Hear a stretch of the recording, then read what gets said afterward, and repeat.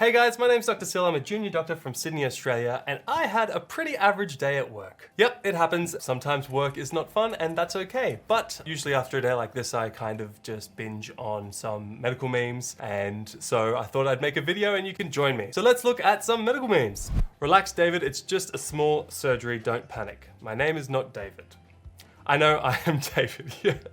I think the first problem with this one is that the patient seems to be talking, and when a surgeon is standing over you like that, hoping that at that point you are not conscious.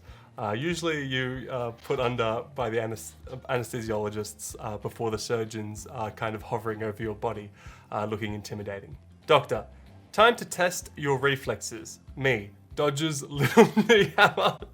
Doctor, under breath, holy shit. I've never seen someone do that. That's pretty funny. Have you asked your health professional how it is going in the middle of the pandemic? Yeah, Rambo with a thumbs up. Italian hospital employee accused of skipping work for 15 years. Is it possible to learn this power? Look, in the healthcare system, you're actually quite independent. And I know as an intern, I've had days where we don't have that many patients, and I've kind of been, like, if I wanted to, I wouldn't have had to do much work. The thing is, if you just slack off and don't work, people find out about it and you get a reputation. So the best thing to do when you don't have many patients, which isn't often, but the best thing to do is to send a message to your, WhatsApp group or whatever, asking your other intern mates if they need a hand with things, and help out, because one day you're going to be super busy and you're going to need someone's help. Puns about the body are generally corny, but the puns about the eyes are even cornier. I think everyone in medical school has heard that one before, but if you haven't, there you go. When you accidentally wish sweet dreams to your diabetic rats. Oh, that's so mean. So as you may know, diabetes is a disease where you have a problem processing sugar, and specifically you have an insulin problem. Whether it's type 1 where you don't produce insulin, or type 2 where your tissues become desensitized to insulin, you do not want to have your blood sugar too high, and you also really don't want your blood sugar to be too low. So diabetes is a very tricky condition to manage, where if your blood sugar goes too high, you give them insulin, and if the blood sugar goes too low, you need to give them glucose to bring it back up, so that you're in that Goldilocks zone. Anyway, that's pretty funny, because if you wish your friend sweet dreams, maybe the sugar will go too high. This says a lot about society. Lactose and tolerant. Tolerant. Tolerant. I'm not sure this is real, but obviously it's lactose intolerance that they're like trying to find, and these are all the search people have used to kind of Google lactose intolerance. And yes, there's a couple of typos in this one. I got the Pfizer vaccine and faux far no side effects. Oh, that's funny. Hey, I got the AstraZeneca vaccine, fully vaccinated, and that was not recommended to people under 80 in Australia unless we wished for it. And I had very minimal side effects, just a little bit of hot flushes on the day after the first vaccine. I just got vaccinated by a woman born in Vietnam with a vaccine created by 2 Turkish refugees living in Germany and manufactured by a US company run by a Greek migrant. Thank you, world. This is such a good demonstration of the benefits of globalism, okay?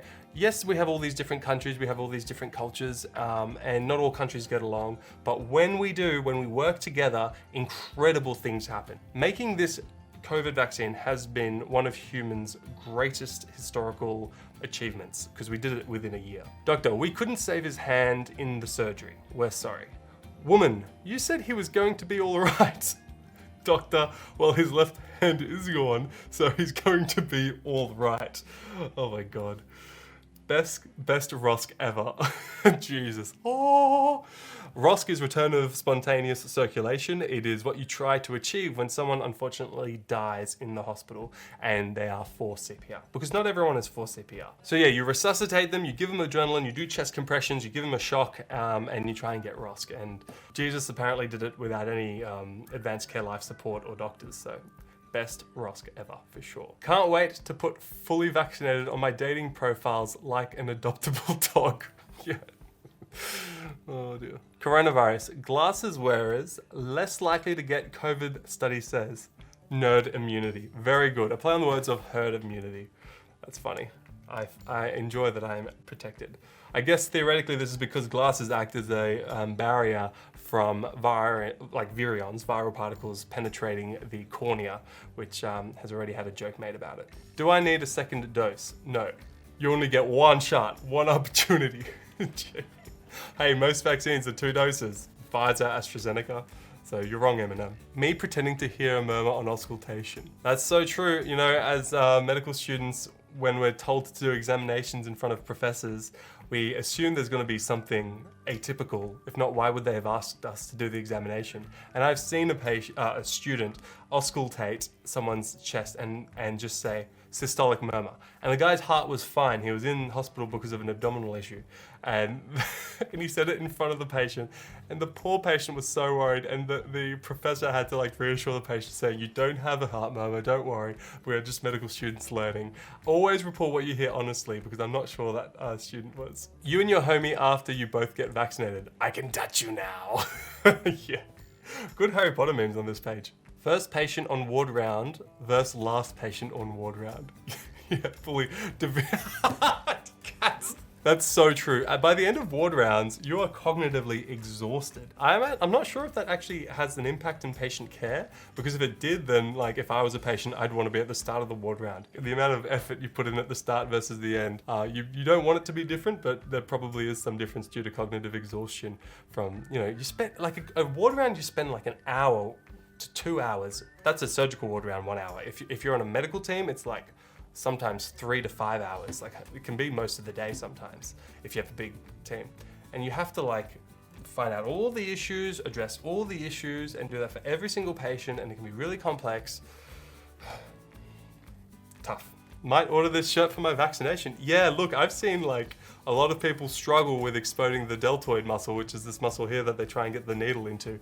Yeah, it can be pretty tricky, but this is a very good COVID jumper. In med school, they are called residents. This creature has adapted to the crushing pressure and oppressive darkness. Oh yeah, it's tough. Being an intern, being a resident, it's tough. You get long hours. It's pretty good in Australia, but the stories I hear from America are pretty rough. When your resident forgets to send you home. Oh, Bernie Sanders, poor guy. I didn't even see him. He's there in the corner. Oh, look at him with his gloves. He's cold. Yeah, you got to check in with your boss before you head home. You can't just leave. Nope. So let me get this straight. People in your country actually refuse vaccines? Yeah, that's right. It's funny how the higher socioeconomic groups are often these days refusing vaccinations. Socially distanced talk shows are starting to look like the Jedi Council. That's right. Different sleeping postures. Back, fetus, left side, stomach, medical student. Oh, sorry medical students, you don't sleep much. Well, I slept pretty well as a medical student. I'm sorry to have such a good experience of medical school, but it's pretty well balanced in Australia. You get to kind of leave at your own volition. You join for the day and you stay for as long as you like, because the doctors most of the time understand that you have to study for your exams, which is extracurricular basically. Yeah, it can be hard. McBurney's point. That's pretty funny. Hey, McBurney's point's pretty interesting. If you guys ever get pain where Bernie Sanders is sitting right now, that's the point where typically appendicitis starts to hurt. Or not starts to hurt, actually ends up hurting. So usually appendicitis starts with a general pain and then it focuses right where Bernie Sanders is sitting there, and we call that McBurney's point. And that's because the inflammation of the appendix starts to hit the lining of the wall of your abdomen, and that's really, really tender. And when you press on it, it should hurt. But the interesting thing is when you release the pressure, that's when it hurts the most. It's called rebound tenderness, and it really hurts. And now these days, you don't even have to press on it. You can just percuss like this.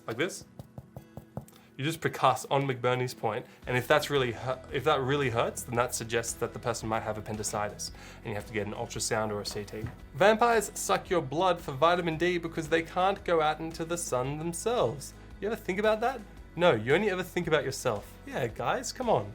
What about the vampires? Laughter is the best medicine unless you have basically any disease. Oh, come on, Connor Stone. No, that's not true. But laughter is a very good medicine, but it's not the best medicine. You gotta mix it. You gotta have some medicine sometimes. Nobody. The dentist. So how's life going? Yeah, this always happens. Don't you find that when you're at the dentist, when your mouth is full of crap, they'll ask you questions? If you have a good dentist, they'll just ask you yes or no questions, where you go, But yeah, it's funny how they do that. All right, I'm feeling better. I'm happier. I think I'm ready to get cracking with the rest of the day. Thanks so much for tuning in. I hope you all have an absolutely lovely day, and I'll see you all in the next video. If you want more memes, leave a comment below. If you want to support me, leave the video a like and subscribe to the channel. You can even consider joining me on Patreon, and the first 25 people will get a meet and greet call if they like. It's been wonderful. I'll see you in the next video. Peace.